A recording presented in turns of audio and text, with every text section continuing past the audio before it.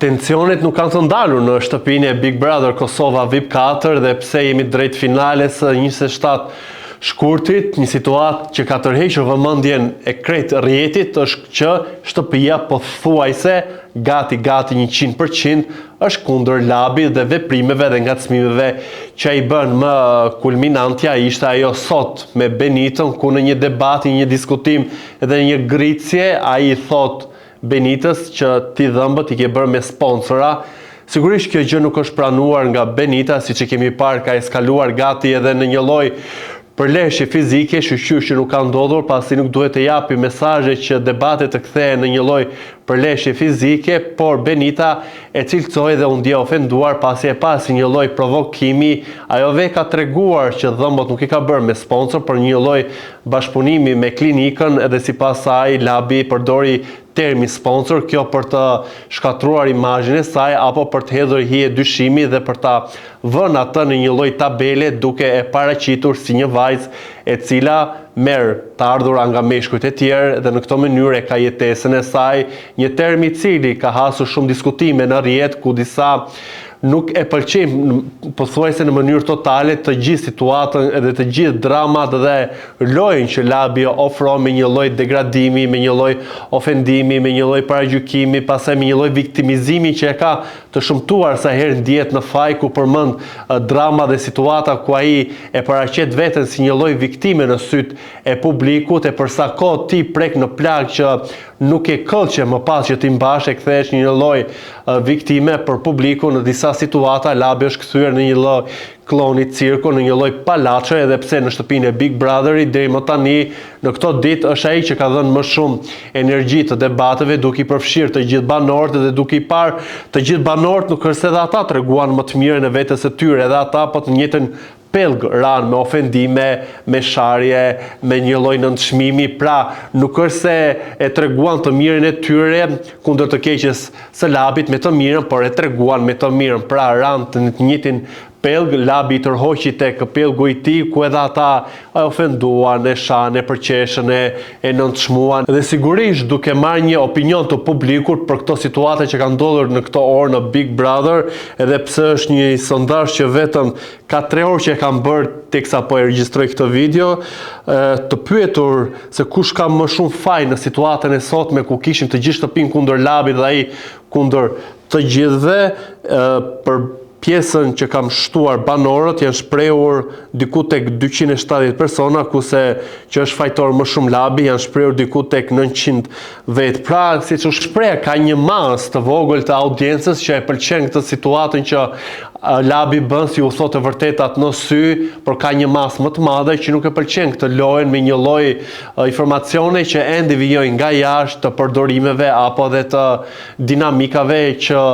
i sjell labi nga jashtë. Solli historinë me Jozi, nuk e kuptova pse, përmendi me sa kam lexuar në rrjeta në rrjetet sociale vëllain e Gjestit këtë të fundin, nuk e kuptoj ende pse duhet informacionet nga jashtë të bëhen lojë e shtëpisë së Big Brother, ku në një moment labi çuditi në debatin që kishte me Elionën, duke i thënë që edhe ndoshta gjyshim ndroje, duke parë të gjithë ato çfarë po më bëni ju mua, dhe specifikisht ju drejtua Elionës, për mua po kalojnë disa nivele dhe disa situata që në fund të ditës po kthehen në qesharake, që nuk kanë një lloj baze të shëndetshme dhe për të nxjerrur diçka në pa, për të nxjerrë keq ata si lojtar, apo që po përdorin ndjesitë e njëri tjetrit, po përdorin një lloj fake, si cilësohet që po bën edhe treshi për sheshi, për ata janë aty me njëri tjetrin, e mbështesin në sytë e njëri tjetrit, dhe pse midis vetes mund të kenë pakënaqësi që i kanë diskutuar dhe i kanë folur me njëri tjetrin, por kur vjen puna në fund të ditës janë aty të tre mbështetës ndaj njëri tjetrit dhe nuk e lëshojnë kur dorën, kur përballë kanë edhe banorë të tjerë, specifikisht labin që bën sulme të njëpasnjëshme, duke kritikuar, duke thënë që ti ke gënjur Elion me historinë tënde, erdhi babai, të tregoj, erdhi daja, tregoj se çfarë familje je ti. Pra ende në këto debate që i marrin informacionet nga Prime dhe i përdorin në përditshmërinë e tyre, jam super dakord që labi bën një lojë me provokime që i jep një lloj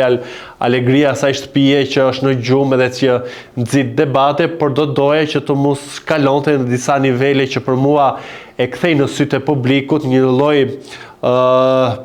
është e gabuar dhe shumë e shumtuar ta përdor si fjalë për si një klon cirku, si një palaço, pasi e ka të gjithë potencialin dhe energjinë për të treguar, le të themi, një lojtar me një lloj dinjiteti, por nuk e di pse e ka lënë dinjitetin jashtë dhe aty është kthyer në një të keqe që deri diku është e domosdoshme, por deri diku është e tepërt, shumë e tepërt dhe jo shumë e shëndetshme për një format ku ndiqet nga të gjithë dhe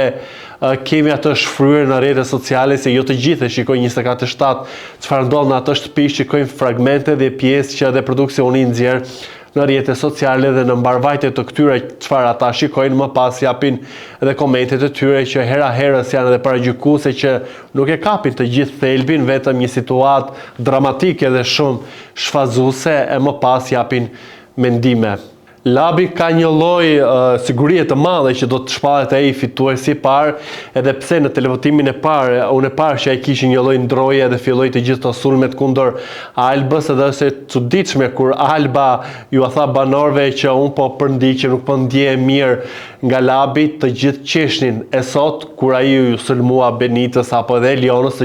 të gjithë i dolën kundër Labit dhe kjo tregon një lloj standardi të dyfisht që ata kanë bërë me banorët që edhe nuk janë atë shtëpi, në rastin konkret të Albët që ende përflitet për atë deklarata që ka dhënë atë shtëpi dhe nuk është shumë e hishme se ose do ta mbrosh gjën në të dyja anët, ose do t'jesh i njëanshëm për të mbrojtur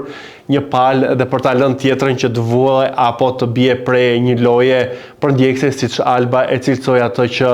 Labi bëri ditë më parë e më pas në prajmin shkuar të së premtes, sa e mori dhe vendimin për të lënë shtëpinë në mënyrë të befasishme. Duke e mbyllur këtë trotshme raidin, po shikoj që ende emisionet në Klan Kosova apo edhe në ekranet e tjera në Prishtinë po komentojnë a është mbuluar Alba apo jo, e kanë kthyer në një formë edhe tallse ironike apo edhe shumë përfituese apo nënçmuese apo paragjykuese, dhe për mua duhet të ketë një lloj limiti dhe të mos jetë ky lloj egzagjerimi i tepërt të mbulua apo jo, se ndoshta Alba atë deklaratë do ta ketë thënë një lloj momenti që është ndjer vetëm dhe e ka treguar që shpeshherë është ndjer vetëm, e ka bërë për provokim, kjo mbetet për të parë në rrugtimin që ajo do të ketë në jetën reale dhe larg reality show-ve, por më rëndësishmja është që të mos bëhen dhe emisione dhe programe të njëshme ata që kanë bërë dhe shumica e banorëve aty brenda duke u tallur apo dhe duke e përqeshur diçka që është e shenjtë, siç është besimi dhe mbulesa, dhe jo të shtrojmë pyetje u mbulua apo jo, se në fund të ditës nuk është shumë e këndshme që ende të flasim për një banor që ka mbyllur rrugtimin. Kjo do të thotë që mungesa e saj flet shumë për një lojë brenda në shtëpinë e Big Brotherit. Ky është edhe trotshme rating, do doja të dija dhe mendimet e juara dhe më kryesore mos harroni të bëni subscribe kanalit ton Kuajo në YouTube.